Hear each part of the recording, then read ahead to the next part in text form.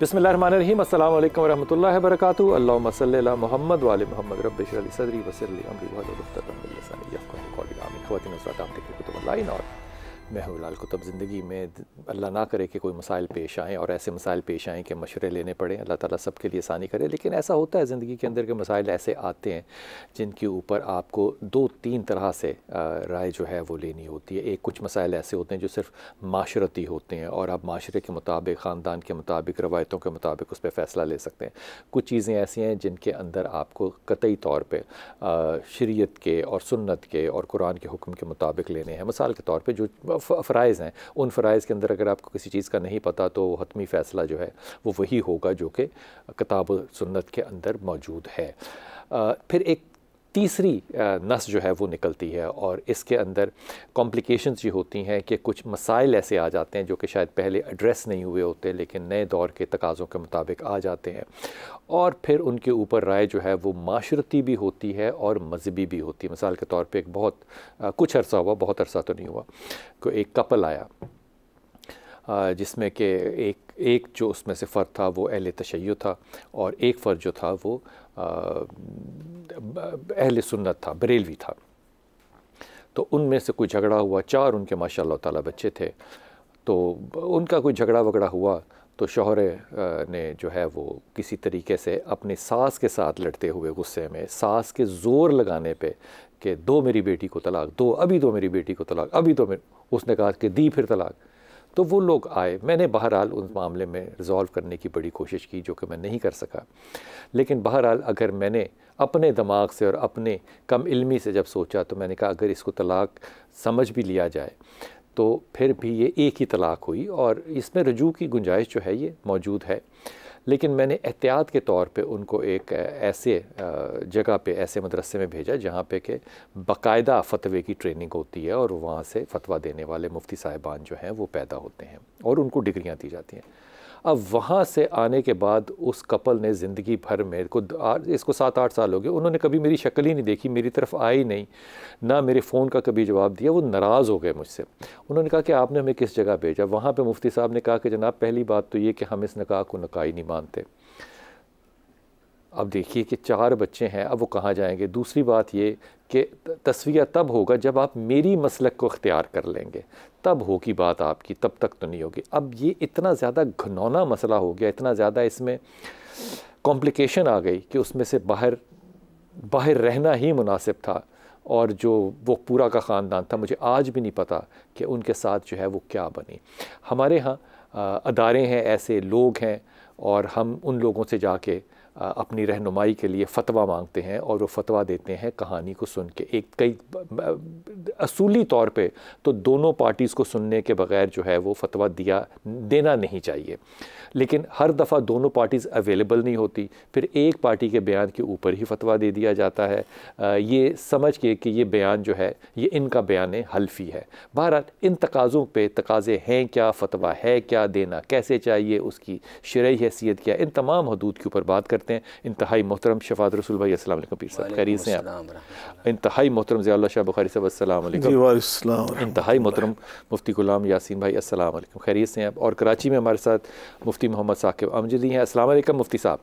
वालेकुम अस्सलाम। हुज़ूर एक सबसे पहले तो फ़तवे की डेफिनेशन बता दें कि फ़तवा कहते किसको हैं? फ़तवा जवाब देने को कहते हैं। अच्छा। और हुक्म शरा, और इससे उर्फ़ आम में हुक्म शरा तसव्वुर किया जाता है।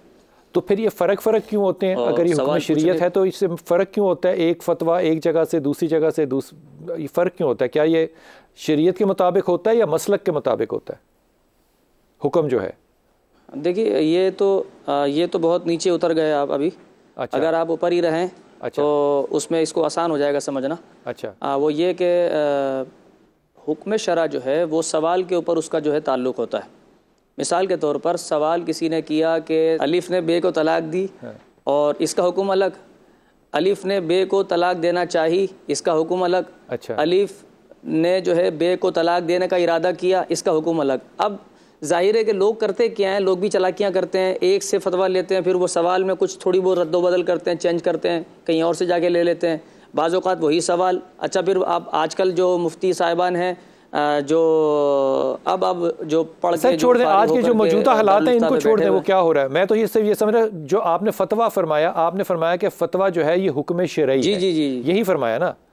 तो हुजूर आपसे शुरू करता हूँ, फतवा है क्या? हुक्म शरई है तो फिर एक होना चाहिए, शरीयत सबके लिए एक है। फतवा का माना तो जवाब देना ही होता है, और जो फतवा देने की अहलियत रखता है उसके लिए ज़रूरी है कि वो किसी दारुल इफ्ता में फ़तवे इफ्ता के मनसब पर बैठा हो। अच्छा। अब जिस तरह उन्होंने आपको बताया है कि असल मसला हुक्म शरी में नहीं है, अच्छा, उसमें कोई फ़र्क नहीं है। हाँ। अब लोग मुख्तलिफ़ अल्फाज बदल के उसका मुख्तलिफ़ मुफ्तियों से जाके फ़तवा ले लेते हैं। मैं ये समझना चाह रहा हूँ ना, वो ये कि अगर ये हुक्म शरई है तो शरीयत तो नहीं बदल रही ना किसी के लिए, सवाल उनका बदल जाता है। नहीं, अभी नियत पे ना हम शक करें, सवाल बदल जाता है, नियत पे शक ना करें ना। सवाली को मेरे पास आके पूछता है, क्या ये मुमकिन है कि मैं एक फतवे वाले के पास जाऊं एक ही सवाल लेकर और दूसरे वाले के पास जाऊं वही सवाल लेकर तो फतवा बदल जाए, हुक्म शरई बदल जाए? कैसे हो सकता है? एक अगर सवाल हो तो फिर अगर जवाब बदलेगा तो हमारे यहाँ 4 फ़िक़े हैं। अच्छा, अब ये शरीयत का आप फ़िक़ा शरीयत, हनफी, शाफी, मालिकी, हम्बली, ठीक, ये आज से नहीं है, ये हमेशा से नहीं है, 14 सदियों से। ये हमेशा से कहाँ से हैं? 14 सदियों से चल रही हैं ये चारों फ़िक़े। ये चारों फ़िक़े 14 सदियों से चल रहे हैं, जब से इस्लाम है, इस्लाम की कुरून उला से। और अगर आप देख लें, से मुराद मसला मैं एक आपको एक छोटी सी मिसाल हदीस के सामने रखता हूँ। हज़रत अबू हुरैरा रज़ियल्लाहु तआला अन्हु खाना खाने के बाद गोश्त खाया आपने, तो फरमाया कि पानी ले आओ, मैंने कुली करनी है।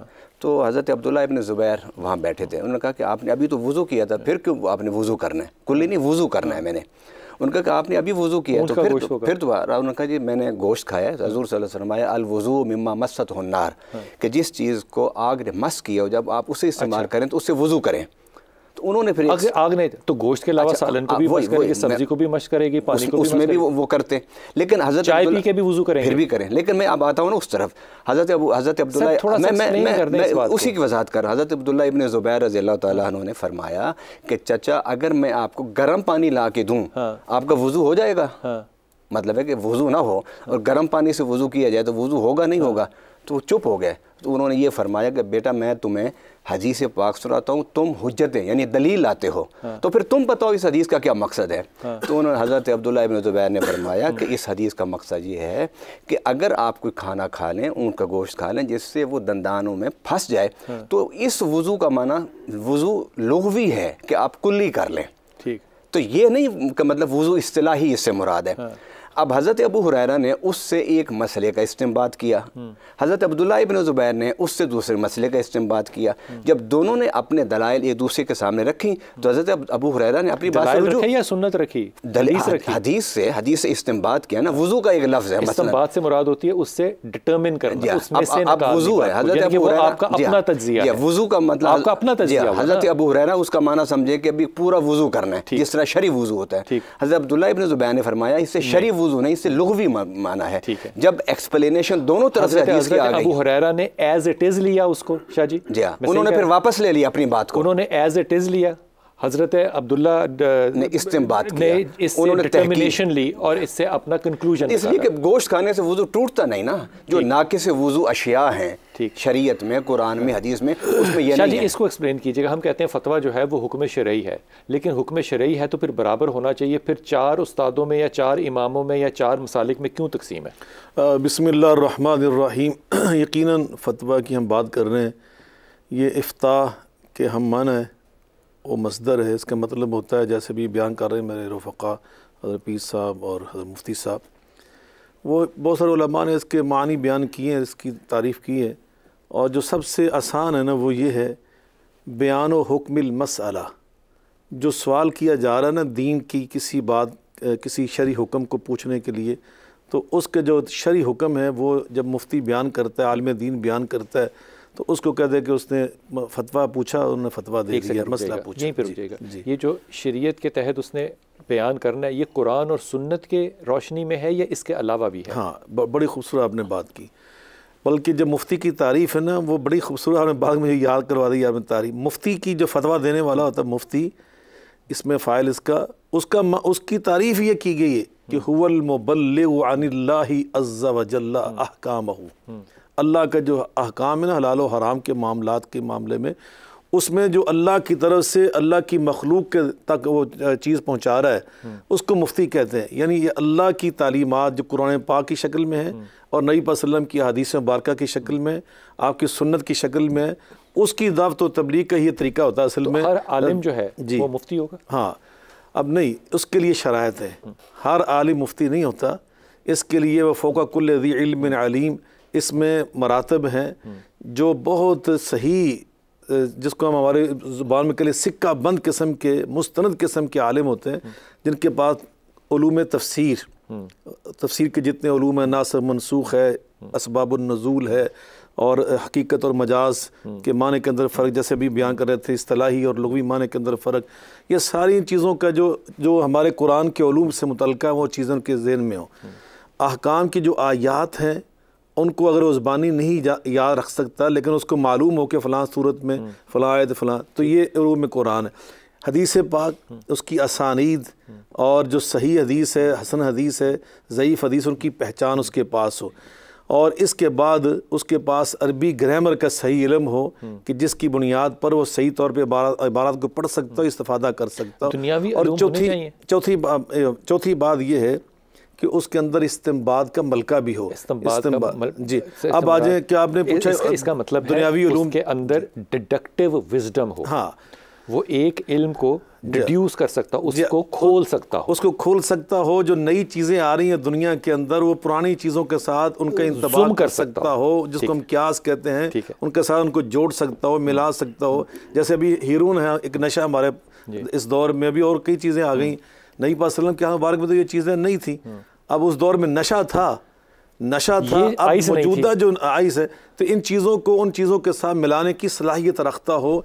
इन दोनों के दरमियान उसके अंदर जो हुर्मत की वजह है, इल्लत है, जो सबब है, वो जो शरी हुक्म है, उसको ढूंढ सकता हो और इसको यहाँ तलाश करके उनको आपस में मिला सकता हो। यासीन भाई, आपकी तरफ ये बात लेकर आप मेरा सवाल किया, मैं बाद में जवाब दूंगा ताकि आप उधर जा सकें कि जो जदीद उलूम हैं उनके साथ वो इंशाअल्लाह दोबारा उसको। हुजूर एक हुक्म शरई है, फतवा जो है हुक्म शरीयत देना कुरान और हदीस की रोशनी में होना चाहिए, और इस पर कोई दो राय ही नहीं हो सकती। लेकिन जब हम ये बात करते हैं कि ये बात बड़े नीचे के दर्जे की आ गई कि अब हम इसमें अपने इमामों को देखेंगे, अपनी मसालिक को देखेंगे और उनके मुताबिक फ़ैसला करेंगे, चाहे वो तलाक़ का हो, चाहे वो निकाह का हो, चाहे एक मसलक का दूसरे मसलक के साथ शादी का हो, इन चीज़ों का फिर इतलाक़ ना कुरान से ना हदीस से, इनका तलाक़ तो फिर मसालिक से हुआ ना। फिर फतवा हम ये क्यों नहीं कहते कि मसालिक के मुताबिक दिया जाता है, शरीयत के मुताबिक क्यों?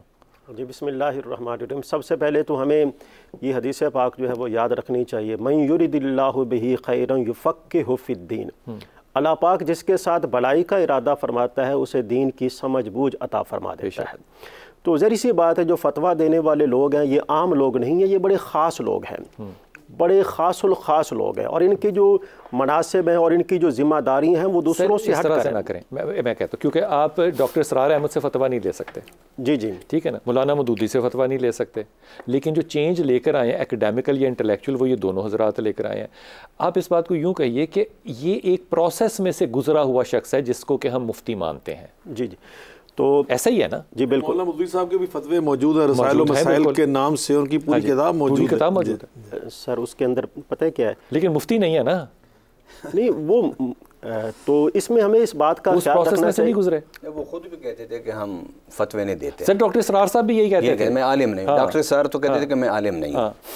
वो आजिज़ी थी उनकी। फतवा देने का जो जिस तरह माना है ना, फतवा देने इस तरह आलिम की भी एक इस्तिलाह है, उसके लिए भी कुछ उलूम और कुछ शराइत ज़रूरी होती हैं। ठीक, फतवा देना जो है ना, जिस तरह की तारीफ़ें की गई हैं बिल्कुल बजा है। फतवा देने का मतलब यह है कोई आदमी शरई मामले में आपसे रहनुमाई लेता है, तो शरई मामले में रहनुमाई लेना जो है ये फतवा देना कहलाता है। कोई ये नहीं समझा पा रहा अभी तक कि शरई मामले को तो मैं तस्लीम कर रहा हूँ, लेकिन मैं शरीयत को कुरान और हदीस सुन्नत तक महदूद रख रहा हूँ। इसमें क्या इसके आगे भी आप जाएंगे शरई अंडरस्टैंडिंग के अंदर या नहीं? इसका जवाब यह है कि नबी करीम सल्लल्लाहु अलैहि वसल्लम ने जब सैयदना मुआज़ बिन जबल रज़ी अल्लाहु अन्हु को यमन में भेजा, तो ये हमारे पास दलील है। तो आपने फरमाया कि जब वो इज्तिहाद और इज्मा की है। सर सुन तो लेना, जब वो आप वहाँ पर जब जाएंगे ना, तो वहाँ पर आप कैसे फ़ैसला करेंगे?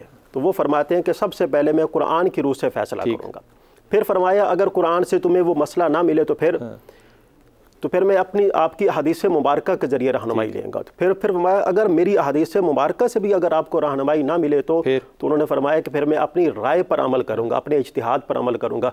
अल्लाह तबारक व तआला के प्यारे रसूल ने उनके इस तर्ज़ अमल को पसंद फरमाया, उनके इस तर्ज़ अमल को पसंद फरमाया। अब मुफ्ती ये है ना, मुफ्ती जिस तरह क़िबला शाह साहब ने भी इसकी तरफ हमारी रहनुमाई की है कि मुफ्ती की ये ज़िम्मेदारी है कि वो कुरान और सुन्नत का बखूबी इल्म रखने वाला हो। ठीक, कुरान और हदीस के अंदर तमाम की तमाम चीज़ें मौजूद हैं। अब हम कोई फतवा देते हैं, वो फतवा कोई अपनी तरफ से नहीं देते, वो फतवा के उसूल वही है जो कुरान के अंदर बयान किए गए हैं, कुरान से हटकर कुछ भी नहीं। चार मसालिक क्यों है जी, मैं अर्ज़ कर रहा हूँ कुरान और हदीस से हटकर कुछ मतलब चारों मसालिक में एक ही तलाक का फतवा होना चाहिए ना। इसका एक मिनट वगैरह मुझे आप देने के बाद ये अभी तो मैं इसकी वजाहत कर देता हूँ। एक तो अल्लाह ताला ने फरमाया फसअलू अहल ज़िक्र इन कुंतुम ला तालमून, अगर तुमने दीन जाके पूछना है ना, इसका मसला पूछना है तो किससे जाके पूछना है?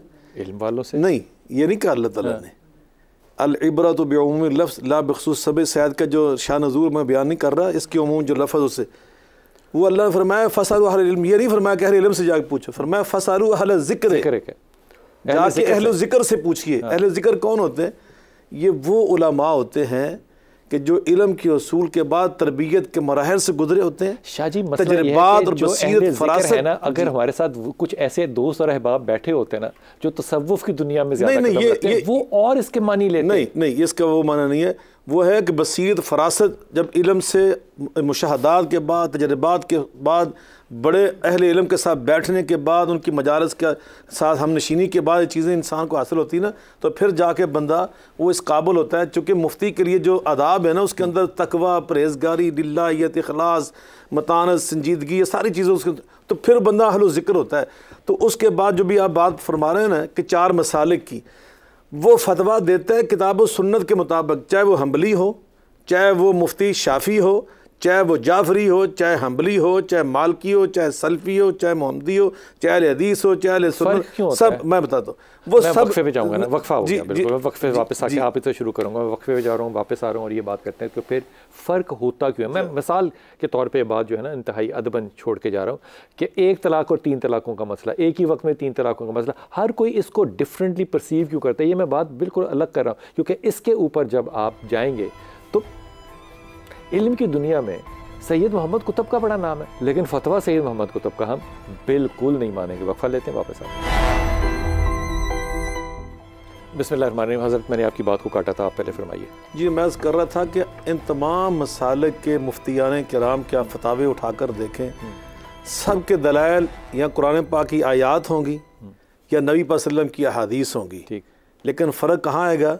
उनकी तशरीह और तफसीर में। ठीक, हमने मदीना यूनिवर्सिटी में मैंने 5 साल मुसलसल जो पढ़ा ना, अल-फ़िक़्हुल मुक़ारन पढ़ी थी हमने, तमाम मसालिक की फ़िक़्ह हमने पढ़ी वहाँ पर, और उसमें तकरीबन हर जो हमारे फ़िक़्ही मसाइल होते हैं ना छोटे फ़रोई, उनके अंदर इख्तलाफ है फ़ुक़हा के। लेकिन फ़ुक़हा का इख्तलाफ है या शरीयत का इख्तलाफ है? नहीं, फ़ुक़हा की तशरीह का इख्तलाफ है। शरीयत पे, शरीयत वही है, आयात वही है, कुरान वही है। मिसाल के तौर पर वल मुतल्लक़ात यतरब्बस्न बिअन्फुसिहिन्ना सलासत क़ुरू, जिन औरतों को तलाक हो जाए वो 3 क़ुरू इंतज़ार करें अपनी इद्दत। तो इनका जो लफ्ज़ सलासा क़ुरू है ना, लफ्ज़ क़ुरन का हज़रत बैठे हुए पीर साहब, इनसे पूछिए। इमाम शाफ़ी रहमतुल्लाह अलैह, इमाम अबू हनीफ़ा रहमतुल्लाह, दोनों का इख्तलाफ है। एक ने उसका माना हैज़ समझा है और एक ने उसका माना तोहर समझा है। दोनों की दलील एक ही आयत है, फ़क़रऊ मा तयस्सर मिनल क़ुरान। ये फातिहा खल्फुल इमाम का मसला है। अदब के साथ ये पूछ लूँ, इसका मतलब कि अपनी अपनी अक्ल और शऊर के मुताबिक, अंडरस्टैंडिंग अक्ल और शऊर के मुताबिक आप जो भी इंटरप्रेट करेंगे वही आपका फतवा होगा। हर एक को ये हक नहीं है। ये नहीं, मैं नहीं कह रहा हर एक को हक है। ये आइम्मा जो हमारे बड़े थे, जिनको जो क्लासिकल टीचर्स हैं, वो अपनी विजडम के मुताबिक जो कहेंगे, हम इसको शरीयत कहेंगे या इसको मसलक कहेंगे? फिर नहीं, ये फतवा मसलक के मुताबिक है, ये शरीयत के मुताबिक है, क्योंकि शरीयत तो इसके बारे में नबी वसल्लम की हदीस पाक हमारी रहनुमाई फरमा रही। बिस्मिल्लाह। आप फरमाते हैं इज़ा इज्तहद मुज्तहिदुन फ़असाब फलहु अजरान व इन अख्ता फलहु अजरुन वाहिदुन। मेरी उम्मत के जो फ़ुक़हा और मुज्तहिदीन उलमा जब मेरी शरीयत को समझने के लिए इज्तिहाद करेंगे, तफ़क्कुह फ़िद्दीन जो अल्लाह ने उनको मलका दिया उसके तहत कैसे करेंगे शाह जी? इज्तिहाद होता है ना, जैसे मैं अर्ज़ कर रहा हूँ कि कुरान पाक की आयत को समझना, उसका क्या माना है, उसका क्या मतलब होना चाहिए। इनफरादी इज्तिहाद है, कैसे इनफरादी है ये इज्तिहाद, इनफरादी है क्या? सहाबा किराम रिज़वानुल्लाह अलैहिम अजमईन उनके अंदर इख्तलाफ था, तो हर एक जो अल्लाह ने इल्म दिया तो उसके मुताबिक इख्तलाफ था ना। वो इनफरादी था सबको, और लेकिन उस इनफरादी में कई शामिल हो जाते थे जो उनके तलामज़ा होते थे, उनसे इस्तेफादा करने वाले होते थे। बाज़ औक़ात एक की राय दूसरे से मुत्तफ़िक भी हो जाती थी, बाज़ को इख्तलाफ भी हो जाता था। तो नबी पाक ने फरमाया कि मेरी उम्मत का ये अल्लाह ताला ने यानी ख़ास एक एजाज़ रखा है कि जब मेरी उम्मत का कोई मुज्तहिद इज्तिहाद करेगा, और इज्तिहाद अल्लाह की, इज्तिहाद के मानी क्या है? इज्तिहाद का मतलब होता है कोशिश करना, जिद्दोजहद करना अल्लाह के दीन को समझने के लिए। इज्तिहाद की अगली स्टेज क्या होगी? इज्तिहाद की अगली स्टेज इजमा। वो तो इजमा सारी उम्मत इकट्ठी हो जाए तो उस इज्तिहाद हम कर सकते हैं इंडिविजुअली, इजमा नहीं कर सकते, वो कलेक्टिव होगा। वो इसे अंग्रेजी में अगर लफ्ज इस्तेमाल करूँ कलेक्टिव विजडम, ऐसा ही है। तो क्या ऐसा मुमकिन नहीं, मैं साकिब भाई को शामिल कर दूं? एक हदीस पाक तर्जुमा सुन लें। आका फरमाते हैं अगर मेरी उम्मत का मुज्तहिद इज्तिहाद करे और अल्लाह के यहाँ वो मुसीब होगा, दुरुस्त होगा इज्तिहाद, उसकी तशरीह दुरुस्त होगी अल्लाह के यहाँ, तो उसको डबल अजर मिलेगा। अगर कुदसी के मुताबिक बात की ना, और अगर गलती भी हो गई ना उसकी, और लेकिन उसने ईमानदारी से किया होगा, ईमानदारी से किया तो उसको एक अजर मिल गया। तो इसलिए यहाँ गुंजाइश मौजूद है, यही वसत है, ये इस्लाम की एक वसत है कि जिसने आज रूए ज़मीन पर रहने वाले तमाम मुसलमानों को इस्लाम की छतरी के नीचे रखा हुआ है कि कोई मालकी फ़िक़ा से मुंसलिक है। यानी उससे मतलब क्या होता है? ये नहीं होता नौज़ुबिल्लाह के वो इमाम मालिक को लाकर रसूलुल्लाह के सामने खड़ा कर रहे हैं, या इमाम शाफी को लाकर नबी के मुकाबले खड़ा कर दिया। नहीं, नबी वसल्लम की हदीस को समझने के लिए जो उसूल शरीयत, जो उसूल तफक्कुह फ़िद्दीन इमाम शाफी ने, इमाम बिन हंबल ने, इमाम अबू हनीफा रहमहुल्लाह ताला ने जो तय किए थे, उनके मुताबिक जो बंदा दीन को समझने की कोशिश करे क़यामत तक वो सुकूल से मुंसलिक होगा। ये फलास हो गया। मुफ्ती साकिब भाई आपको इस आर्गुमेंट में शामिल करना, आप कुछ कहना चाह रहे हैं इस पे? क्योंकि मेरा सवाल आपकी तरफ यह है कि ये सूरत हाल जो है कि आपने शरीयत को अपने फ़नून के मुताबिक समझना है, फिर इसमें अपनी विज़डम को, अपनी अक्ल को, शाऊर को, दानिश को शामिल करना है, और हत्तुल इम्कान कोशिश करनी है कि ईमानदारी के साथ फ़ैसला करें। तो अभी तक तो बड़े बुनियादी मसाइल के ऊपर भी हम लोग बिखरे पड़े हैं फ़तवों के अंदर कि किसके साथ निकाह हो सकता है, किसके साथ नहीं हो सकता है, एक तलाक जो है वो किस तरह से होगी और एक वक्त में कैसे होगी। ये सारे जो हमारे फ़ुरूही मसाइल हैं, क्या इनको हम फ़तवों के पैराडाइम में शरीयत जब कहते हैं कि कानून शरीयत इस पर लागू होगा, तो क्या हम इनको इकट्ठा नहीं कर सकते, एक नहीं कर सकते सिर्फ इत्तेहाद मुस्लिमीन के लिए? देखिए, मैं बहुत सारी चीज़ें बीच में कहना चाहता था, लेकिन चूँकि मैं इसको अच्छा नहीं समझता कि किसी की गुफ्तगू के दरमियान में मैं कुछ बोलूँ। लेकिन जैसे अभी ज़ियाउल्लाह शाह साहब फरमा रहे थे क़ुरू का लफ्ज़, तो वहाँ से समझिएगा कि क़ुरू जो है उसके दो माना है लुग़वी, एक उसके तुहर के माना है, एक हैज़ के माना है जी। तो अब दोनों के लुग़वी माना पाए जा रहे हैं, यानी एक लफ्ज़ के दो लुग़वी माना पाए जा रहे हैं। इसलिए इमाम आज़म अबू हनीफ़ा ने और इमाम शाफ़ई ने उससे इस्तदलाल फरमाया, और फिर जब उन्होंने इस्तदलाल फरमाया तो अब आप उसके थोड़ा सा अगर इसकी डीप में जाकर समझेंगे थोड़ा सा, तो आपको ये बात पूरी आपकी तमहीद समझ में आ जाएगी कि जब इमाम आज़म अबू हनीफ़ा ने उससे जो है वो हैज़ मुराद लिया, तो अब हैज़ के जो पीरियड, जो एक दौरानिया होता है, उस पर पूरे पे गौर किया, जो अक़्ल व शऊर इस्तेमाल किया, उसको देखते हुए कि कुरान मजीद पर किस तरह पूरा अमल किया जा सकता है। उस एतबार से इमाम आज़म अबू हनीफ़ा ने अपनी एक तहकीक पेश की। इसी तरह इमाम शाफ़ई ने जब लफ्ज़ क़ुरू के माना तुहर के लिए, तो उसको फिर पूरे अपने अक़्ल व शऊर को इस्तेमाल करते हुए देखा कि कुरान मजीद पर पूरा कैसे इस्तेमाल होगा, कैसे अमल हो जाएगा। तो दोनों की तहकीक और दोनों का इस्तिंबात सामने रखते हुए जब नतीजा निकाला गया, तो इमाम आज़म अबू हनीफ़ा ने उसको बिल्कुल अक़ल और शऊर और बिल्कुल फितरत के ऐन मुताबिक साबित कर दिया। इसलिए उस पर जो है फतवा इमाम आज़म अबू हनीफ़ा के मुताबिक हुआ, और वो ज़्यादा लोग तस्लीम करते हैं। इसी तरह मतलब ये हुआ कि जो शख्स चाहे वो अपनी सहूलत या अपनी आसानी के लिए दोनों में से कोई भी फतवा जो है वो पिक एंड चूज़ कर सकता है क्या? नहीं, ये अपनी सहूलत नहीं। इमाम आज़म के सामने भी ये था कि लफ्ज़ क़ुरू के माना हैज़ के हैं और एक माना तुहर के हैं। इमाम शाफ़ई के सामने भी ये था कि ये माना तुहर के हैं और एक माना इसके हैज़ के हैं। दोनों के सामने था। ऐसा नहीं है कि दोनों ने अपनी अपनी अकल से इस्तेमाल किया, नहीं, बल्कि दोनों ने उसके ऊपर रिसर्च की। तो कोई अपनी जल्दी से इंतहा तक मिसाल के तौर पे एक वक्त में एक तलाक या एक वक्त में 3 तलाक़ें कंसिडर करना जो है, क्या अपनी सहूलत के मुताबिक मैं ले सकता हूँ, या मुझे फतवा जो है वो अपनी फ़िक़्ह के मुताबिक लेना पड़ेगा? नहीं नहीं नहीं नहीं, ये कोई अक्लो शऊर का इसमें कोई दखल नहीं है। शरीयत एक ही है, बस उसका थोड़ा सा उसका एक पैरामीटर थोड़ा सा तब्दील हो जाता है आगे जाके। मुफ्ती ने कराम उसी के मुताबिक फतवा दिया करते हैं, समझने वाला उसको नहीं समझ पाता है। या रुजू हो जाएगा या नहीं हो जाएगा, थोड़ा सा थोड़ी फर्क है। देखिए, अब हर चीज़ को तो मीडिया पर बयान नहीं किया जा सकता, उसकी तहकीक, उसकी तफसील, क्योंकि आपके पास वक्त भी नहीं है, तो उसकी तहकीक पूरी बयान करनी पड़ेगी, फिर जाकर साबित करना पड़ेगा, फिर समझ में आएगा कि आया 1 तलाक से क्या मामला हुआ और 3 तलाक से क्या मामला, क्योंकि सबके नज़दीक इस पर इत्तेफाक है, 3 तलाक के बाद कोई रुजू नहीं है, सबके पास सबका इत्तेफाक है इस बात पर। 1 तलाक के बाद रुजू है, इस पर भी सबका इत्तेफाक है। ये बुनियादी उसूल है शरीयत का, इससे किसी को इख्तिलाफ नहीं है। अब ये मामला रहा कि जिसने एक लफ्ज़ मुंह से निकाला तो क्या उसके ऊपर 1 तलाक हुई या 3 तलाक हुई, इख्तिलाफ इसके ऊपर हुआ है, इख्तिलाफ शरीयत में नहीं हुआ है। तमाम आइम्मा ने भी इसके ऊपर बात की है, इस पर बात नहीं की कि बुनियादी उसूल पर कोई इख्तिलाफ है। शरीयत एक ही है बिल्कुल भी। ठीक होगी। और दूसरी बात ले लूं ताकि वापस आके बात कर सकें, छोटा सा वक्फा वापस आते हैं। बिस्मिल्लाहिर्रहमानिर्रहीम। हुज़ूर अक़दस आप इस पर ज़रा तवज्जो फरमाइए कि तो फिर फ़र्क क्यों पड़ता है? एक आसानी है चीज़, एक मुश्किल कर देते हैं, एक बहुत मुश्किल कर देते हैं। बल्कि मैं माफ़ी के साथ, अगर ये गलत है तो मैं माफ़ी मांग रहा हूँ, तमाम से क्रॉस द बोर्ड माफ़ी मांग रहा हूँ। मैंने एक जगह पर वो कहते हैं जी समंदर की झाग पे भी आपने तलाक लिख दिया तो घर पे तलाक हो गई, ख्वाब में तलाक दे दी तो ख्वाब में तलाक हो गई। एक मांग रहे हैं, दूसरे नहीं मान रहे। जहाँ पे लोगों का सोशल फैब्रिक टूट जाता है वहाँ पे भी अगर फतवे में इकट्ठे ना हो या अंडरस्टैंडिंग में इकट्ठे ना हो तो फिर ज़्यादती नहीं है। देखिए, इसमें जो सबसे बड़ी बात है ना बुनियादी जी, वो ये है राय का मुख्तलिफ होना। हाँ, और राय का मुख्तलिफ होने की वजह यह है कि कुरान पाक और तो फिर राय क्या है ना, शरीयत क्यों कहते हैं? मैं बताता हूँ राय का मुख्तलिफ होना। अच्छा, को कुरान और सुन्ना जो है वो अरबी ज़ुबान में है और अरबी ज़ुबान में एक लफ्ज़ के मुतअद्दिद मानी होती हैं। ठीक है। तो कुछ दलाइल एक माने की तायद में होते हैं, कुछ दलाइल दूसरे माने की तायद में होते हैं। ये हर ज़ुबान पे उतरती है बात, हर ज़ुबान में, लेकिन कुरान पाक अरबी में एक लफ्ज़ के बहुत माने। मैं जो आपकी जो गुफ्तगू हुई है ना जिसमें कन्फ्यूजन से हम निकल नहीं रहे, मैं उसकी तरह इख्तिलाफ राय मौजूद है। आप सहाबा के दौर में देख लें, नबी पाक सल्लल्लाहु अलैहि वसल्लम के दौर में देख लें। मसलन मैं हज़रत उसामा के लश्कर से बात शुरू कर लेता हूँ।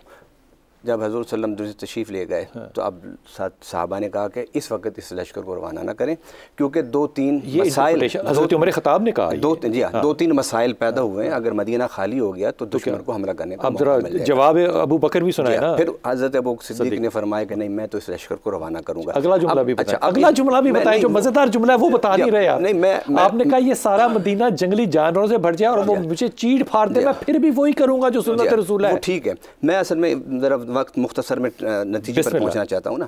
अच्छा, आपने फरमाया मैं इसे भेजूंगा।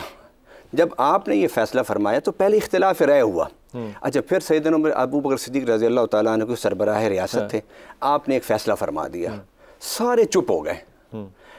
जब इक़्तिदार और हुकूमत पर शरीयत की और दीन की जब गिरफ्त कमज़ोर होती है तो नतीजा फिर ये होता है कि फिर लोग अपनी इत्मीनान क़ल्ब और तस्कीन ख़ातिर के लिए जहाँ उनको ज़्यादा कुछ बेहतर महसूस होता है कि ये जो तशरीह है, ये जो फ़िक़्ह है, ये जो तफ़क्कुह है, ये जो वज़ाहत है, ये ज़्यादा कुरान के करीब है, फिर वो लोग उससे वाबस्ता हो जाते हैं। अगर इख्तिलाफ राय को आप नहीं ख़त्म कर सकते, क्योंकि नबी वसल्लम ने फरमाया इख्तिलाफ उम्मती रहमतुन, कि मेरी उम्मत का जो इख्तिलाफ है ये रहमत है मेरी उम्मत। ये लड़ाई वाला इख्तिलाफ नहीं है, ये एकेडमिकल इख्तिलाफ है। वो लड़ाई है, वो लड़ाई और चीज़ है, ये इख्तिलाफ की बात है। अच्छा, अब ये इख्तिलाफात क्यों हमें नज़र आते हैं?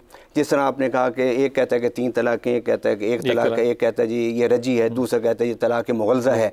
ये मुख्तलिफ जो फतवे सामने आते हैं, मुख्तलिफ आरा सामने आती हैं, उसकी वजह ये है कि हमारी पाकिस्तानी रियासत में एक रियासती सतह पर कोई एक कानून, कोई एक फतवा, कोई एक राय नहीं है। हालांकि इसका मतलब ये हुआ कि मैं अपनी आसानी के लिए कोई फतवा पिक एंड चूज कर सकता हूँ फिर?